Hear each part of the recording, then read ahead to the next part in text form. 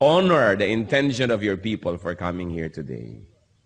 We want to fellowship with each other, but above all, we like to fellowship with you.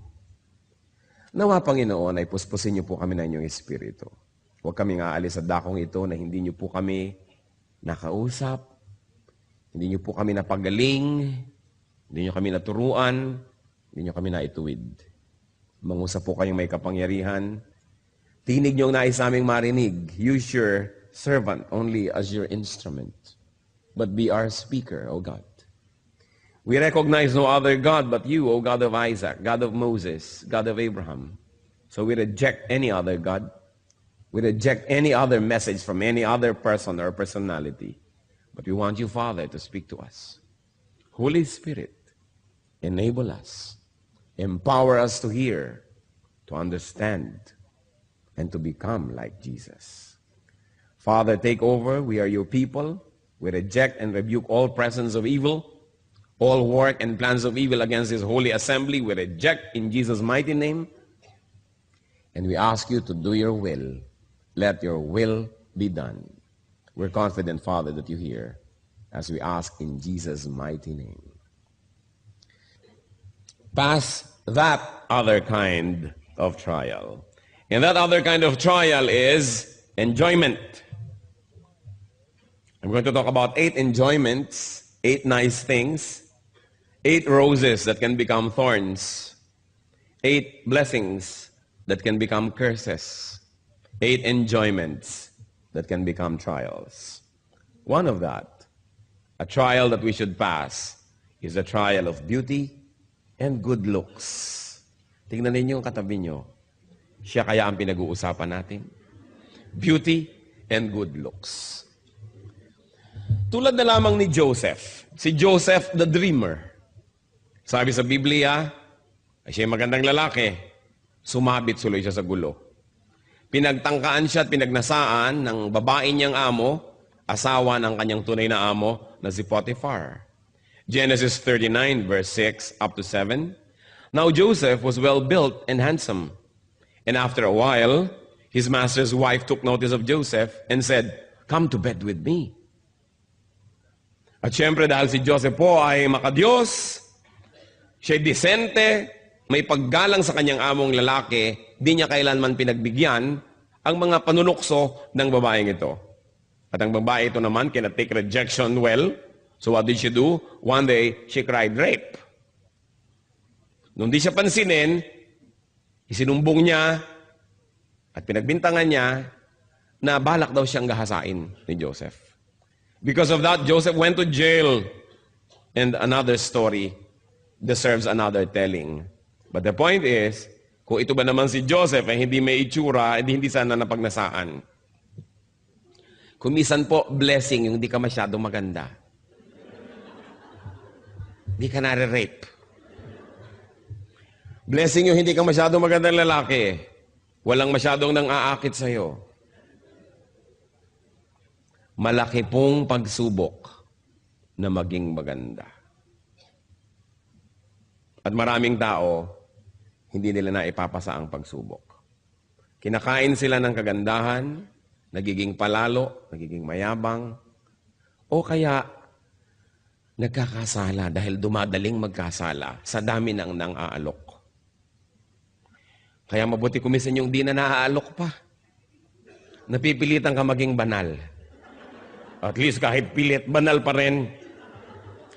Kesa sa napakarami namang pagkakataon. Alam niyo yung magaganda, maraming choices eh. At kumisan yung choices, parang sumpa. Habang dumadami, mas nakakalito. Kaya yung mga temptress, mga tempter, usually magaganda rin ang itsura. Dahil hindi ka naman maaakit kundi sila maganda. Kaya ang sabi ng Romans 6:13, do not offer parts of your body to sin as instruments of wickedness, but rather offer yourselves to God as those who have been brought from death to life, and offer the parts of your body to Him as instruments of righteousness. Yan ang sinasabi. So good-looking people, mag-ingat. At meron pa po akong isang ipakikiusap. Good-looking people, be kind to others. Huwag na kayong sobra pang magpaganda at mangakit. Maawa naman kayo sa magnanasa sa inyo. Tapos di nyo naman pagbibigyan. Di ba't kawawa? Lalo mga kababaihan na sobrang kaakit-akit ang mga itsura. Tapos ang dami niyong pinahirapan ng loob. Lahat ng makakita sa inyo ay kulang-kulang na lang mawala sa sarili. Mga driver na halos bumangga. Kawawa naman. Mga magaganda, mahabag kayo sa magagandahan sa inyo. Kaya kung minsan may wisdom yung mga Arabo, sinusukloban ng tunote nila dantela. Mata lang ang ipinapakita. Sobra ka na naman kung pati sa matay naakit ka pa. Yung iba naman talaga dapat yung takpan. Kasi sobrang walang takip. Sinisipon na. Nagkakaroon na ng pulmonya, ayaw pang takpan ang katawan. So, maawa kayo. Maawa kayo sa magnanasa, na mabibigo lang naman. Maawa kayo sa maiinggit. Malaking pananagutan ang maging maganda. Beauty is from God, and it must glorify God. Beauty must never be surrendered at the feet of Satan to be his instrument. Pero tingnan ninyo, napakaraming magagandang tao, kasangkapan ng kasamaan. Ang kagandahan ay ginagamit sa pang-aakit ng asawa ng may asawa. Sa pagmamali ng kaisipan ng maraming makakakita. It's sad that a beautiful thing and that beauty can be a curse. So, watch out, beautiful. Watch out, handsome. Sabihin nyo nga sa katabi nyo yun. Watch out, beautiful. Watch out, handsome. Another trial, which sa biglang tingin is a blessing but can become a curse also, is health. Health? Pastor Ed, hindi ba kayo nagkakamali? Health can be a curse? Yes. Because healthy people have so many options and choices of what to do. Katulad ng sobrang maliliksi ang mga paa, kung minsan kadadaling maghabol ng kasalanan at pumunta sa mga lugar ng kasalanan, kung yan ba naman yung nakapako sa kama at di makabangon, nagiging banal. You know, the body can do so much when you're healthy. That's why, when you are healthy, first you thank God, and then you watch that you don't allow your health to become an entry point of evil. Kasi pag malusog ang tao, maraming pwedeng gawin.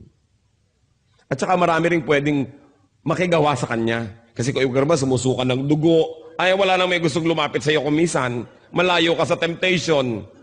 Pero kung lusog-lusog mo, maraming gusto na dumikit-dikit at lumapit-lapit sa iyo. Kaya ang katawan natin, mas malusog, mas ginagawa nating alipin ng kabutihan. Sabi ni Paul sa 1 Corinthians 9:27, "No, I beat my body and make it my slave." You know, if you don't make your body your slave, it will be your master. Yung katawan ng tao, pag hindi yan sinupil, pag hindi yan kinontrol, yan ang magiging amo nyo. At pag ang katawan ng tao naging amo, mapapahamak ang ating kaluluwa. Kasi walang gustong gawin ng katawan, kundi katamaran, kasalanan, luho, sarap. Kawawa ang kaluluwa ng tao na yung katawan niya ang naghahari sa kanyang buhay. Kaya ang sabi ni Paul, binubugbog ko tong katawan ko na to, pinupukpok ko to, pinipilipit ko to, at ginagawa ko siyang alipin ko, sumusunod sa kagustuhan ng aking espiritu. At yan ang dapat mangyari. Kaakibat po't kasama ng health, trial din yung long life. It's a blessing to have a long life, but long life can also be a curse. Long life can also be a trial. Tingnan nyo ang napakarami nating hinahanga ang mga bayani, maaaga kasing namatay. Si Rizal, si Bonifacio, sila Magsaysay, palibas at maaagang namatay, hindi nagkaroon ng maraming pagkakataong magkamali. Habang humahaba ang buhay, dumadami ang pagkakataon mong magkamali. Of course, dumadami rin ang pagkakataon mong gumawa ng mabuti. Kaya ang sinasabi natin, blessing yan, pero pwede rin niya maging sumpa. Tingnan niyo sa Don Emilio Aguinaldo, sa haba ng buhay, Napakaraming naging controversies tuloy na nasangkutan. Sumama sa politika, natalo, kung anong pinaggagawa. Ang haba kasi ng buhay. Yung napakaagang nangamatay, nagmumukha tuloy yung mga perfect or nearly perfect because they did not have much opportunity to make mistakes. So, watch out, you health buff. Kung ang lusog-lusog mo, mahaba ang iyong buhay, humihingi ka sa Diyos sa mahabang buhay, gusto mong pahabain, mag-ingat-ingat ka. Sapagkat bawat buhay at bawat araw na ipinahiram ng Panginoon ay gustong agawin din ni Satan. Eh kung si Hitler namatay nung 11 anyos, di ibang-iba sana ang history ng mundo. Eh humaba. Eh kung naging 90 siya, can you imagine kung anong pwede mangyari? Ang buhay, trial yan. At kasama din ang health, isang trial, hindi lang yung long life, kundi youth. Yung pagiging bata, yung kabataan, isang malaking trial. Why? Because in the time of youth, people make the foundation for their whole lives. Kung anong ginagawa natin ng ating youth, sometimes kaladkad, daladala, pasan-pasan natin buong buhay. Kaya dapat ang mga young people nag-iingat. At dapat nilang makita na yung estado, yung stage na sila yung mga kabataan ay isang napakalaking pagsubok na kailangan nilang malampasan. Sapagkat marami hindi nakakalampas ng hindi nadadamage. Sabihin, talaga ganyan yung mga babae, medyo umaalembong ng konti kasi young people. Pero yung iba hindi nakakalampas. Nagkakaroon ng buhol-buhol na anak bago mag-18, 19. Hindi nyo na pwedeng maando yun. Nando na. Permanent fixture of your life. Yung mga lalaki na nagkakaroon ng anak kung kani-kanino na hindi naman nila asawa, nobya lang, yan ba hindi pwedeng bumalik ng walang bayad? Kahit nagtagumpay kang tumakbot, tumakas. Yung mga nag-drugs, natunaw yung brain cells, maibabalik ba yun? Hindi. Kaya nakikita nyo kasi mga nagda-drugs sa katunganga, humal-humal, dahil na-damage. Many people say, mga teenagers, only a passing stage, hayaan nyo na, ang higpit nyo naman, lalampas din yan dyan. Marami pong hindi nakakalampas. Makalampas man ay damaged. At yung iba na makakamatayan pa, hindi na tumanda dahil sa sobrang mga adventure ng kanilang pagiging bata. So, have long life, and to have youth or to be young, these are also trials. Kaya sabi ng pinakamatalinong tao naglakad sa balat ng lupa, si Solomon, sabi niya sa Ecclesiastes 11, verse 9, Be happy, young man, while you are young, and let your heart give you joy in the days of your youth. Follow the ways of your heart, and whatever your eyes see, but know that for all these things, God will give you the judgment. Sige, sundin mong gusto mo, gawin mong gusto mo. Kung talang lusog-lusog mo, wala ka pang mga sakit sa bato, wala ka pang gallstone, wala ka pang mga renal stone, wala ka pang kung ano-anong stones, wala ka pang rheuma, wala ka pang mga kung ano-anong sakit ng tuhod at kasukasuan, kaya akala mo yung iyo ang buhay, sige gawin mo. Kaya lang, sabi niya ganun, makakalimutan, may araw ng pagtutuos. Babayaran ang dapat bayaran, pananagutan ang dapat pananagutan. Kaya yung mga iba kabata-bata lang, 40, 50, nanginginig-ginig na. How do you know, young person, walang ginawa kundi pagkita sa basketball, paligo. Ayaw maniwala sa pasma. Pag nanginginig na, ay totoo pala. Sabi kasi ng doktor, walang pasma. Alam nyo, marami pang hindi alam ang medisina. Yung mga matatanda na nag-observe ng buhay, naturuan ng matatandang nag-observe before them, marami silang alam na dapat natin pakinggan. Science, medicine, we're all dynamic. Kasi yung sinasabi ngayon, biglang bukas, ay mali pala, hindi na pala ganun, papalitan na natin. E paano kung damage ka na dahil pinaniwalaan mo mali? Kailangan pinapahalagahan natin ang payo ng mga ito. Kapag sila ito, haba ang karanasan. There's nothing like it. Mga kabataan dapat watch out. Yan. Kasi trial. Stage na yan na kayo mga bata. May isa pang trial Nasa biglang tingin, blessing. Work, business, livelihood. Itong mga bagay po na ito, trabaho, negosyo, hanap buhay, isang malaking pagsubok. Marami mga tao, pag walang trabaho, lagi nasa church. Ang banal, dasal lang dasal. Pastor, pag-pray nyo naman po magkatrabaho ako. Nung nagkaroon, di mo na makita anino. Nalayo. Dahil natupad ang mga inimithi. Sobrang naging busy. Nawala. So sila, malapit lang sa church, naglilingkod lang sa Diyos, habang walang ibang magawa. Pero oras nagkaroon na, wala na sila. Nagiging sumpa ang dapat sana ipagpapala na trabaho o negosyo. Sa Biblia po, ang Panginoong Diyos ay nirepresent ng isang hari sa isang istorya. Naghain siya ng napakaraming pagkain, ipinatawag ang mga tao. Of course, this is parallel to salvation. Gusto ni Lord pa-save ang mga tao, papakainin niya ng food for the soul and for the spirit. Pero ang daming tumanggi. Matthew 22, verses 2 to 5, actually verse 2, and you can go on reading on your own up to 5. Sabi, but they paid no attention and went off. One to his field, another to his business. Hindi nila pinakinggan ang imbitasyon. Busy kasi sila eh. It's a blessing to be busy. But it can also be a curse.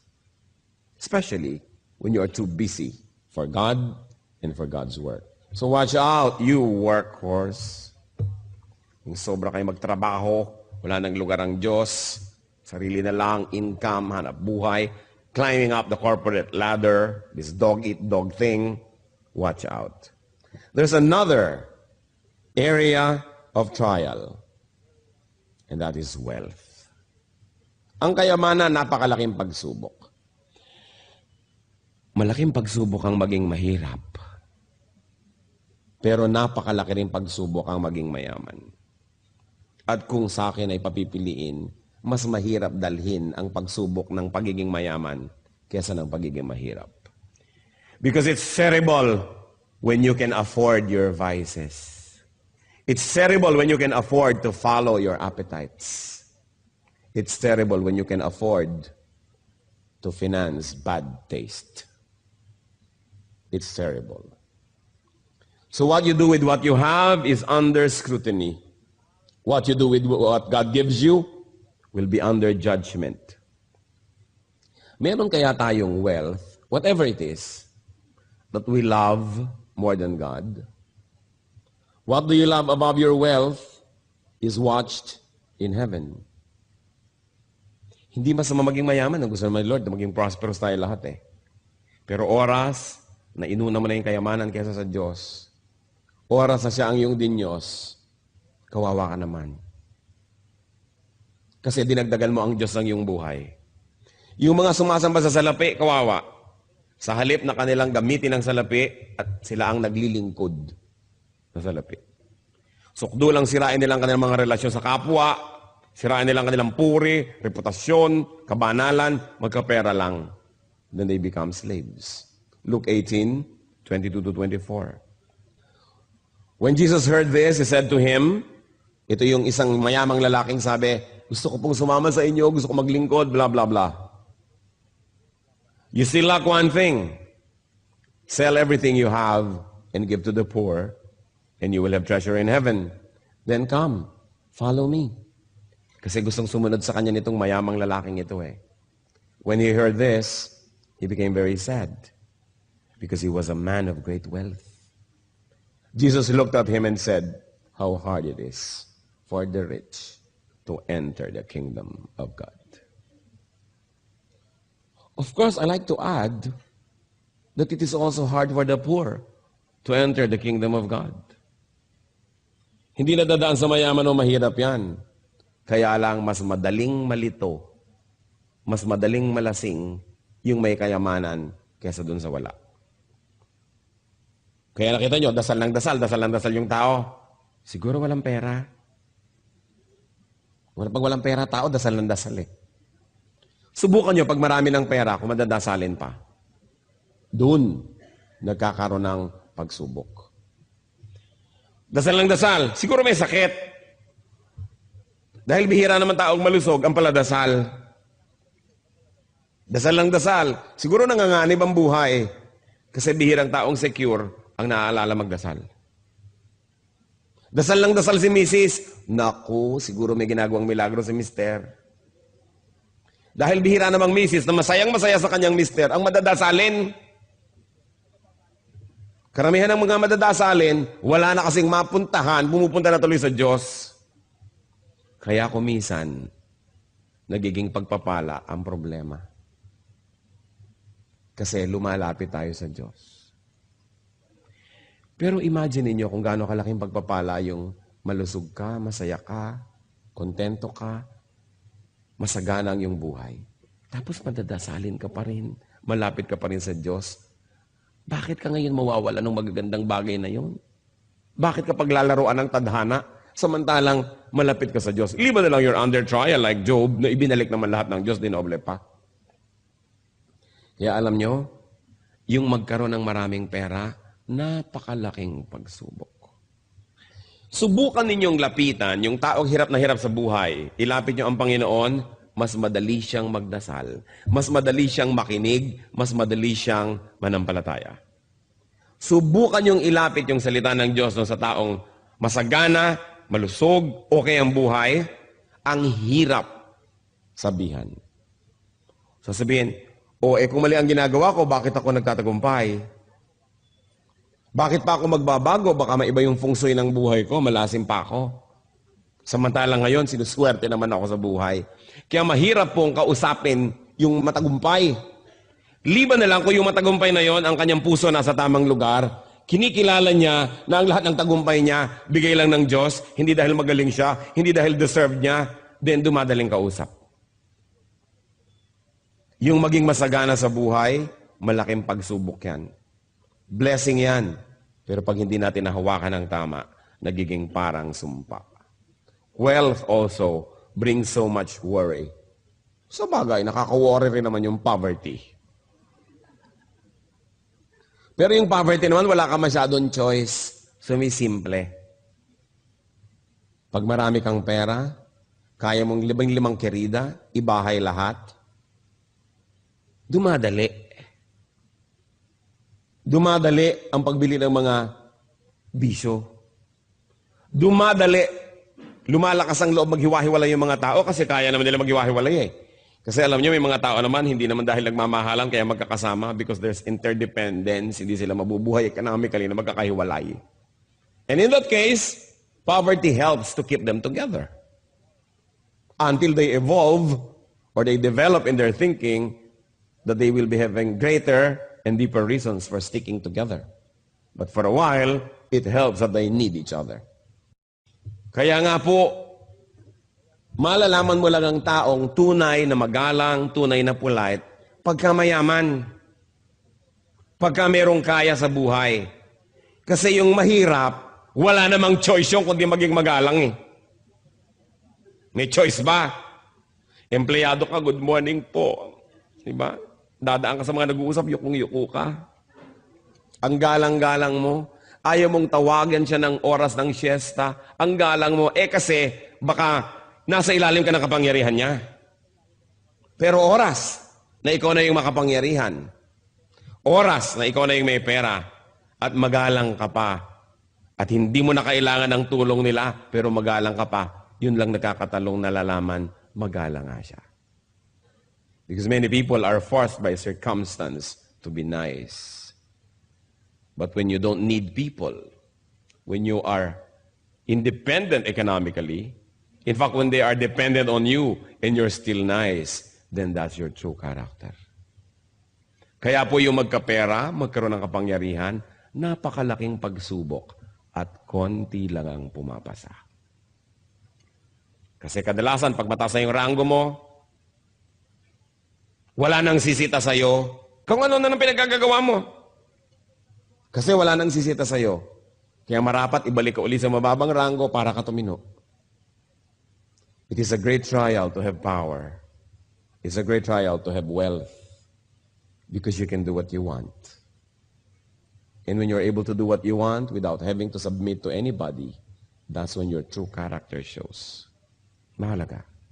Isip-isipin natin. So watch out, Ritzy. Tingnan nyo nga katabi nyo kung mukhang mayaman. Baka nagpapanggap lang siya para wag niyong dukutan. Pero mayaman pala. Yung mariwasa ka sa buhay, may kaya ka, trial yan. Then, another trial is knowledge. Knowing is a burden. Knowing more is a heavier burden. Kaya sabi ni Solomon sa Ecclesiastes 1:13-14, I devoted myself to study and to explore by wisdom all that is done under heaven. What a heavy burden God has laid on men. I have seen all things that are done under the sun. All of them are meaningless, a chasing after the wind. And in other parts of Ecclesiastes, Solomon says, the more you know, the lonelier you get. Mas dumadami ang alam, mas lumulungkot ang buhay. Subukan nyo na malaman ang lahat ng sinasabi ng kapwa nyo tungkol sa inyo behind your back, lulungkot kayo. Mabuti pang di mo na alam. Subukan yung malaman ng maraming bagay na mabawasan ng kaligayahan. So the more knowledge, the more trials. Kaya yung mga rumurunong ng konti, nakapag biology 4 lang, ipinagpipilitan ng galing tayo sa unggoy, yan ang napala sa pagiging marunong. Little knowledge can be dangerous.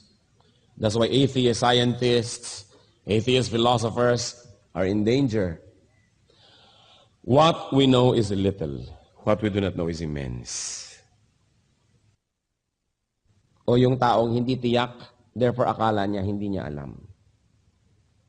Ang nanganganib, yung mga taong nagdudunong-dunungan. Yung mga natututo, nalalagay sa panganib, napapahamak, kung ang karunungan na ito, hindi na isusuko sa Panginoon. Nakita ninyo dahil sa karunungan ng tao.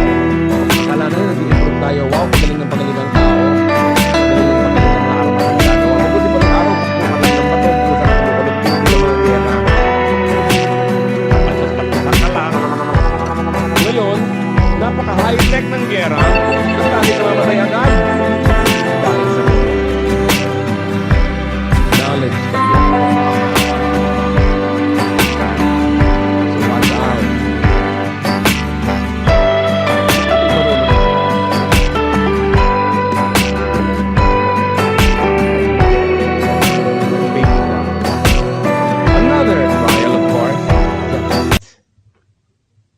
sigla. Love for life. Love for your vocation. Sigla. Yung meron tayong passion. Actually, maganda yan. Pero trial yan. Dahil kung saan ninyo yan i-dedicate, doon kayo mapupunta. Sabi sa Matthew 10:39, whoever finds his life will lose it. But whoever loses his life for my sake will find it. So para nasan yung zest ninyo ba? In finding God or in finding other things? What causes do you pursue? What causes do you live for? Make sure the things you live for are worth dying for. And the things you die for are worth living for. Kaya dapat pag-ingat-ingatan natin yung sigla kasi kumisan kung saan-saan napupunta. Pang-pito po na trial sa buhay, good relations. Yung meron kayong mga mapagmahal at minamahal na mga magulang, mga anak, mga asawa, kaibigan, etc., etc. Akala natin ito lagi na lang good sa atin. They can be trials. Our loves, our affections, our involvements. Pag iniisip ko itong sa Abraham, bakit matapos na manalangin ng kay haba-habang panahon na magkaanak, nung nagkaanak, sabi ni Lord, paki-offer mo nga sa akin yang si Isaac. Is it possible na dahil sa pananabik niya na magkaroon ng anak, ay namagita na yung anak niya sa kanya at sa Diyos? Possible kaya? Kaya gusto ni Lord ma-prove ni Abraham, kay Abraham mismo sa sarili niya, na number 1 pa rin ng Diyos, kaya sinabi, i-offer mo. At nung nagkaroon siya ng lakas ng loob at katawan na gawin yon, hindi naman ipinatuloy ng Diyos. Kasi napatunayan, hindi naman pala susubayin ni Abraham ang Diyos dahil sa anak. Therefore, pinayagan niya na yung anak, ma-maintain. Kung ipinagkait kaya ni Abraham si Isaac at hindi niya ini-offer, paano kaya kukunin ng Panginoon niya at saan paraan? We don't know because the story did not happen that way. Abraham obeyed God. gaano karami sa inyo ang susunod sa Diyos kung ang pagsunod ay nangangahulugan ng pagputol ng relasyon nyo sa kapwa-tao? Halimbawa sinasabi, layuan mo yang si Bigote. Lalayuan mo ba? Asawa yan ng iba, huwag mo yang samahan. Diyos ko po, paano ako mabubuhay nang wala siya? Kaya kay Bigote, kahon, bayong, kung ano man yun. Siya pa rin. Kaya maraming taong hindi nakakalapit sa Diyos kasi inuuna nila kapwa-tao. Kasi naranasang umibig, nakatikim magmahal at mamahal na addict. Kaya never mind may kaluluwa, never mind may kabanalan, ang mahalaga sa akin, kapwa-tao lamang. Kaya yan pong magmahal at mahalin, malaking trial yan. Kasi laging nanganganib na magkaroon ng kaagaw ang Diyos. Sabi pa naman niya, I tolerate no rivals. Love the Lord your God with all your heart and with all your soul and with all your mind. Kaya sabi sa Matthew 10:37, anyone who loves his father and mother more than me is not worthy of me. Anyone who loves his son or daughter more than me is not worthy of me. Ang tagal, pinroblema ko yung verse na yan. Sino sa inyo naman problema sa verse na yan? Raise your hands. Sige pa, aminin nyo na. Kakaproblema, no? Sabi ko, bakit naman ganyan ang Diyos? Napaka-egocentric. Gusto nilang lagi siyang number one. Pati ba naman sa nanay ko, mauna pa siya. Kung meron ako anak, may asawa ko, mauna pa siya. Tapos una siya sa lahat. Di lahat ng tao, siya na lang yung number one. Bakit naman? Na-share ko na sa marami to, payagan nyo kung ulitin ko sa inyo dahil baka hindi ko pa na-share sa inyo. Dahil nagkaroon ako ng peace sa verse na ito. At alam nyo kung paano, sa hinaba-haba ng pakipagbuno ko sa verse na ito.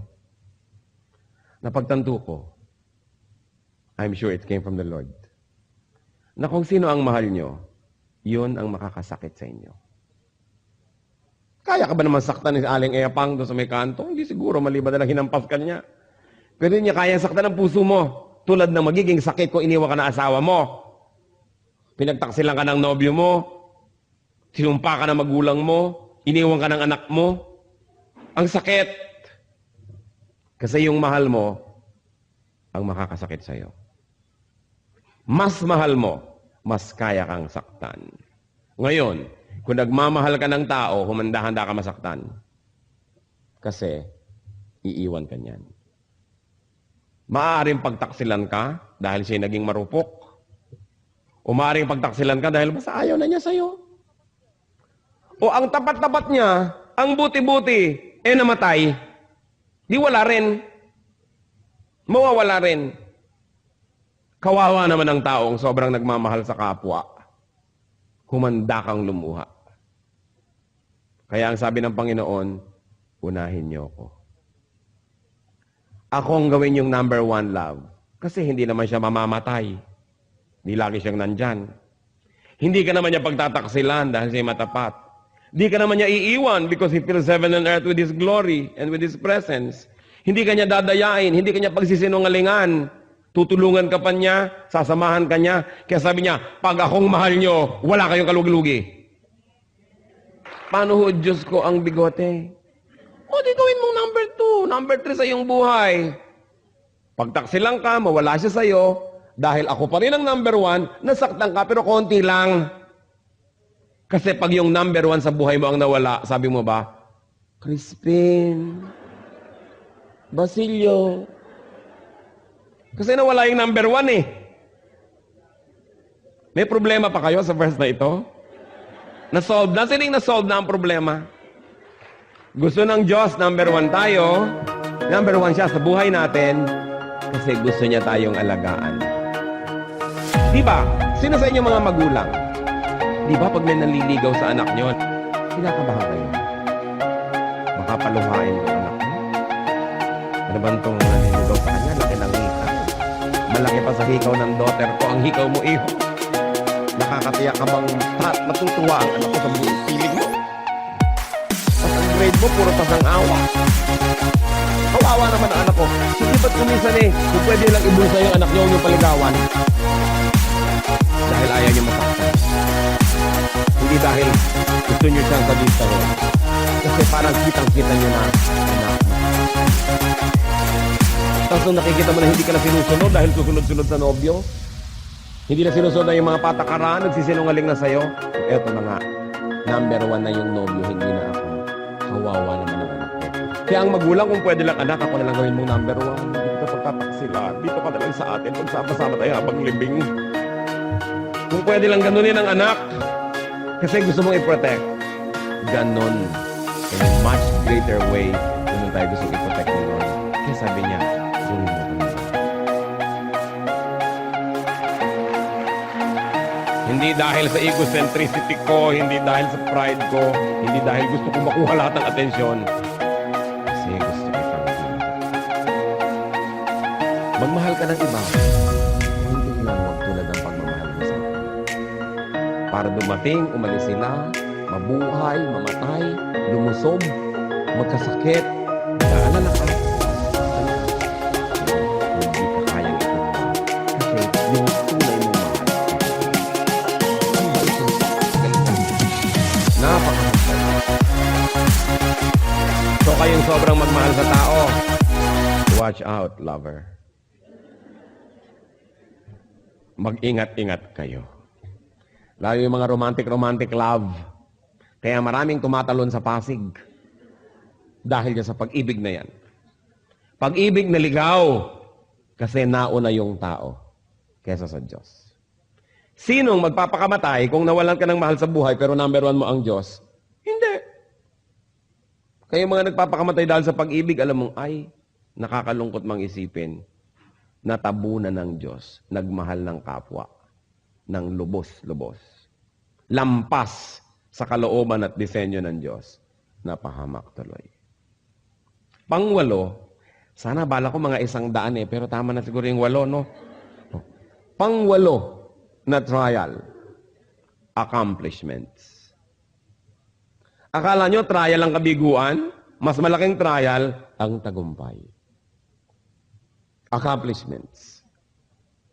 Mas maraming nagpapakamatay na matagumpay kesa sa bigo. Mas maraming mag-asawa ang naghihiwalay na matagumpay kesa yung mga bigo. Kasi kung minsan, ang wattage mo 10, hindi mo kaya ang 50 volts. Kasi hanggang 10 watts ka lang. Tapos dumating yung 3,000 volts, pundi ka. Kaya maraming tao, pag nagtatagumpay, napupundi. Dahil malaking trial yung accomplishment.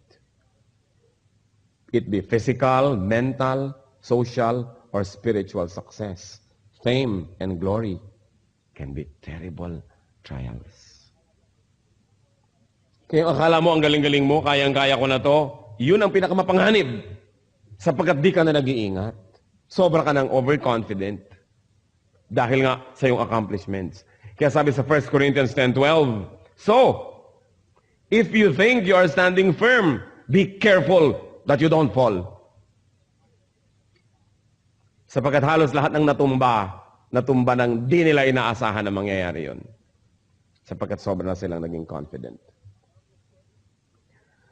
Accomplishments can make a man proud, or vain, or careless. That's why accomplishments can be dangerous. Watch out, achiever. Kailangan tayong mag-ingat na lahat. So look at everything from both sides. Trials can be blessings. Blessings can be trials. Do not watch out only for the conventional trials, but consider that other kind of trial. Nice things. Beautiful things. Kung hindi kayo masisira ni Satan sa pangit, sisirain kayo sa maganda. Kung hindi niya kayo masisira sa kabiguan, susubukan niya kayong sirain sa tagumpay. Kung hindi niyo kayo masira sa pagiging mag-isa, sisirain niyo kayo sa pagkakaroon ng kasama. Kung hindi niya kayo masira sa pagiging mababa, susubukan niya kayong sirain sa pagiging mataas. Anong sabi sa Bible? Be sober, be watchful. The devil is like a roaring lion seeking someone to devour. So what can I say to you, brothers and sisters, friends? pass that other kind of trial. Let's bow before the Lord. At nais ko mag-isip-isip kayo, alin ba sa mga binanggit natin ang nagiging instrumento ngayon ni Satan para kayo subukan? Para kayo ligligin, guluhin. Hindi aksidenteng narito kayo ngayon. Sinadya ng Panginoon na hawanin ang daan na magkasama-sama tayo sapagkat may nais siyang ipaalala. Huwag nating isipin na para sa ibang mensahe. Para ito sa bawat isa. Pass that trial. Panginoon, salamat sa pagpapaalala ninyo. Salamat, napakabuti niyo sa amin. Gumagawa kayo ng mga iba't ibang paraan para kami kausapin. Salamat, Lord, binibigyan niyo kami ng pansin. Hindi man kami karapat-dapat. Ipakita niyo nga sa amin ang mga bagay na sa biglang tingin ay mabuti, subalit pag di namin binantayan, maaaring maging dahilan ng aming pagkadapa. At maaaring nagiging dahilan na ang ilan. Turuan niyo po kami. Nais kong manalangin para sa ilang tao na nakita niyo ilan, marami, maaaring lahat o isa sa mga binanggit ngayon, nagiging trial sa inyo. Nais kong ipanalangin na palakasin kayo ng Panginoon.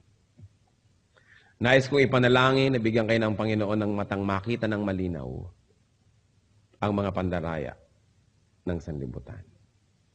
Sino man sa inyo magsasabi, yes, meron sa mga binanggit na nagiging dahilan ngayon para ako'y subukin. Nais kong malampasan, nais kong maging malakas. Hihingi tayo sa Panginoon ng pagpapala. Sino man ang magsasabi niyan, we're going to pray. Who else would like to say, Lord, you made me realize and you made me see the trials that I probably never saw clearly before. But now I like to surrender to you and to announce to you, O Lord, to say to you that I need you. Individually, brothers and sisters, kausapin niyo ang Panginoon. Narito siya. Damang-dama kong narito siya. Kausapin niyo. Humingi kayo ng lakas. Ihingi niyo ng tawad ang mga pagkakamali, pagkakasala sa mga larangang ito. Hindi kalugod-lugod sa Kanya ang ating mga kasalanan. Make this a very beautiful moment of reconciliation with God. Ihingi niyo ng tawad. I cannot do it for you. You've got to do it yourself. Sa ilang saglit, seek God's forgiveness. If you have allowed these things to deceive you, and if you have allowed Satan to succeed in other parts of your life. In silence, pray to the Lord. Salamat, Lord, sa inyo pong pakikinig sa aming mga pagtatapat sa paghingi ng tawad sa inyo. Ayon sa panalangin ng bawat isa na nakatindig sa iyong harapan ngayon, Panginoon, igawad niyo nga po yung mayamang pagpapatawad. Igawad niyo nga yung kabutihan, kabaitan sa amin. Pagkamat wala kaming patago at humihingi ngayon, Panginoon, ginagawa lang namin sapagkat pinangako niyo, pakikinggan niyo kami. Alang-alang sa iyong mga salita at alang-alang sa iyong pag-ibig sa amin. Naglalakas loob kami, Panginoon, na humingi nang hindi naman namin ipinatago. Patawarin niyo po ang bawat isa as everybody has individually sought forgiveness. At ngayon naman, Panginoon, sa pagtayo na yung mga anak, sa pagkilala ng pagkakamali, sa pagkilala ng kahinaan, sa pagkilala ng pananagutan sa inyo, at sa pagkilala sa inyo na tanging makatutulong sa aming lahat. Tanggapin niyo po ang pagtayo na ito bilang pahiwatig, bilang pagsasaad na kami umaasa lang sa inyo. Kayo pong nakakakilala sa bawat isa na ngayon ay tumitindig at kumikilala rin sa inyo. Kayo po ang magpalakas sa aming lahat. Kayong nakaalam ng aming mga kahinaan, puspusin niyo ng inyong presensya at ng inyong kapangyarihan. Nang sa gayon ang aming mga kahinaan ay maging kalakasan namin. Kayong nakaalam ng mga kadiliman ng aming buhay, tapunan nyo ng inyong liwanag ang madidilim na sulok ng aming buhay. At kayo'y maghari doon. At kayo, Panginoon, na nakaalam ng mga ginagawa naming di ka nais-nais. Sa inyong pagpapatawad, humihingi naman kami ng kalakasan. Na ang mga ito'y matalikuran, maputol sa aming buhay. At nawa, Panginoon, ang lahat ng mga espasyo sa buhay namin na ngayon ay pinagtatanggalan namin ng mga bagay na ito. Palitan niyo po ng inyong presensya. Palitan niyo po ng inyong kapayapaan. Palitan niyo ng inyong kalakasan.